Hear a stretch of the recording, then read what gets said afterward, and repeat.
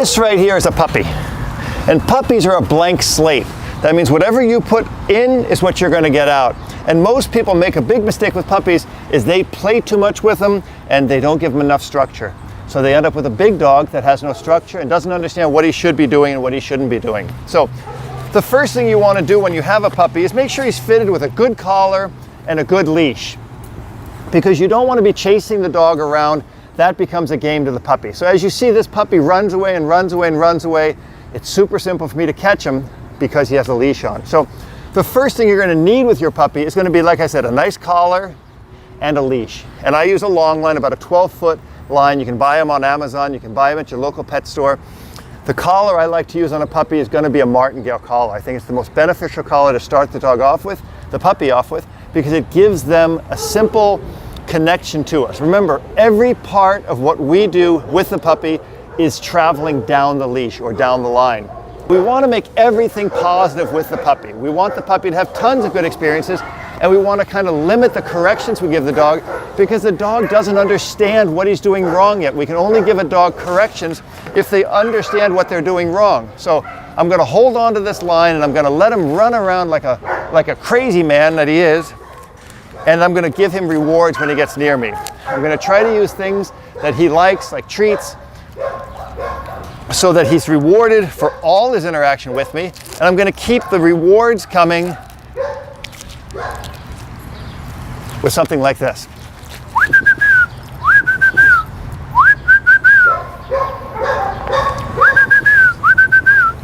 So let me get him, because he's over there behind the camera, and my camera person has treats in their pouch, which is really distracting for a puppy. Come here, puppy. Remember, everything the puppy is distracted by, you have to be more interesting then. So using rewards is going to be the way to do it. And I'm going to start, first thing I want to teach this dog is that I have a reward, right? So the more he sees that I have a reward, the more likely he's going to come to me. Everything with puppies is going to be based on reward training. There's not going to be any compulsion. There's not going to be a lot of corrections, but this dog is going to see me as the bringer of everything good. When you first get your puppy, hand feed your puppy. Spend a week or two hand feeding the puppy so the puppy knows. The reason the puppy has such a strong bond to the mother is because the mother has milk in her breast and he's getting that all the time. If you don't have milk in your breast, put something in your hand that can get the dog to engage to you. And something like cheese or hot dogs, make sure it's all natural, organic, so that the dog can get a reward out of it, and it keeps the dog really, really healthy. So now that the dog knows I have a reward, watch what I'm going to do. I'm going to walk away from him and he's going to come. So the very first thing I'm going to teach my dog is to follow me. Because the hardest thing for the dog to understand is, why should he follow you? And the only reason he should really follow you is because you have something he wants. So with him, I have the treat, right? So every time he's away from me, come, come, come, he has a reward. So the first thing I teach a puppy is the recall. And to teach the recall, since he already knows I have the treat, I'm the bringer of everything good for this puppy. He's sitting already. Come, come, come. Yes. Now he doesn't know what come means, but he knows that when I run away and he comes to me, I have cheese. Because of that, he'll start to put the pieces together that when I move away from him, two things happen. One is it triggers his prey drive, come, come, come. And two is it gets him a reward. And he likes this reward. Right now I'm teaching him the word. And what he's doing, he's coming. Come, come, come. I'm putting a word to his action, which later will become a command. Good boy. And I let him nibble. And I'm going to show you something here. I want to get a close-up on this because this is critical. Everybody says the puppy is biting my hand when he takes the treat, because you're holding the treat like this and the puppy is going to bite your cuticle and it hurts. I want you to hold the treat between these three fingers and he's going to nibble. Let's get really close on this. There. He's just nibbling the food. And there's a lot more food in my pouch, so he's going over there. But here, you can see, also keep your hand really dry. Wipe it off often. Keep the treat here and let him nibble, nibble, nibble, nibble, and nibble. So that's the very first thing we teach our puppy, is how to follow us, how to get reward from following us, and most importantly, we start tagging the word to it. So your recall is the first thing you're going to teach your puppy. Start by hand feeding, having treats in your hand, so whenever the puppy comes to me, there's rewards involved. That's the single most important step with your puppy. So next, let's look at forming some basic behaviors for the dog, some basic movements.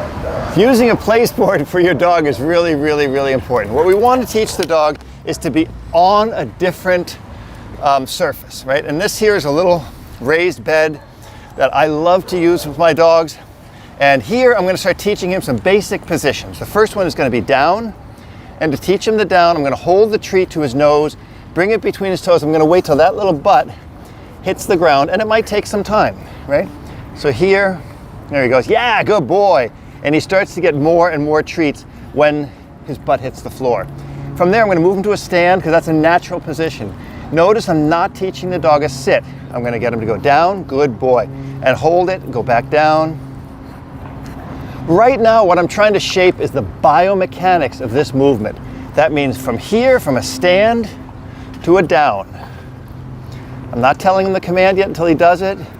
Nope, because remember, he's not doing it. Unlike the recall where he was coming to me, here he's trying to get the treat, but he's not getting it. And again, I'm holding it between my fingers, just like I showed you before.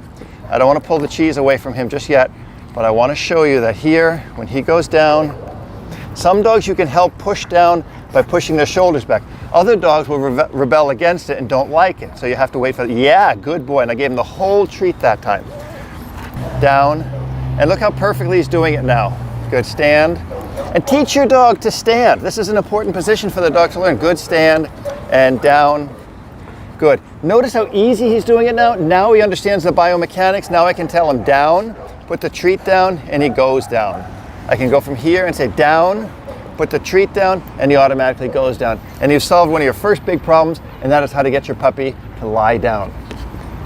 If you want to see the stay commands and all that, that's going to come much, much later. For the first few weeks, your puppy is going to require you to have treats. Everything's going to have to be lured. You're going to need to use treats to get him to go down every single time so that he starts to learn there's a reward involved every single time. So what I'm going to teach him this time is a little place command, which we're later going to train into a crate command. We're going to do a little crate training with this dog. So I'm going to get him here. He gets on there. I go, yes. And I put a treat on there. Hey, come here. Good, here. When he gets on there, there's a treat, right? And when he gets off, there's nothing. So here, I'm going to get here. Yes. I'm going to mark that. There's a marker word. Some people use clickers. I use a marker word because it's easier because I lose clickers. But here, I get the dog to go on. Yes. And there's a treat on the bed. The treat is on the bed, not in my hand. Come here. So here, yes. Place work, very important for a puppy. What you'll start to see after a few repetitions of this is that the puppy doesn't want to get off the place. He's getting more hesitant to get off because he knows that all the rewards are on the place. All 4 feet are on the bed and he's there. So watch what I can do now. Now I can kind of put the treat on here and show it to him and take him away from it and send him to it. How amazing is that, right? I show him the treat, I put the treat on the bed, and I take him away and I say, go to your place. How amazing is that? So here, to teach the dog to sit, we start with a stand and we put it up over his nose and I gently guide his butt down. Good boy, good sit. And this is going to be more important with a hyper puppy like him and when I'm using a super, super high value reward like hot dogs. Here, he's going to start chewing on my hand. Remember your hand position, your finger position is this. So he can't really hurt you as much. He can still hurt. It still hurts. Good. Nope. Sit. Good boy. Yeah, good boy. Good. Sit. And do everything from this position for now. Good. Sit. Good boy. Yeah. Look at that. I mean, he's just crazy for the treats. Good. Sit. Good. Sit. Sit. Good. Sit. Sit. Sit. Sit. Yeah. Good boy. Good boy. What I don't want the dog doing is flopping into a sit. It just makes it look terrible. Here, I lift the treat up, watch where his back feet are, and watch it, he sits right from there. He didn't take a step back to sit, he sat right where I had him. Good boy, come here. And remember, do not teach the dog to go to a down from a sit. Teach him to stand and down. Good. Stand and sit.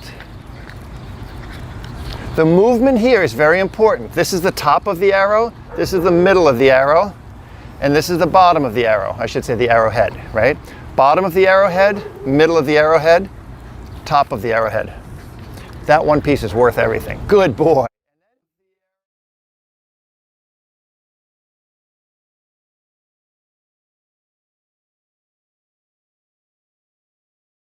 When he's kind of pushing me for more, that's when I stop, because I want this interaction from the dog. I want him saying, let's do more, let's do more, let's do more.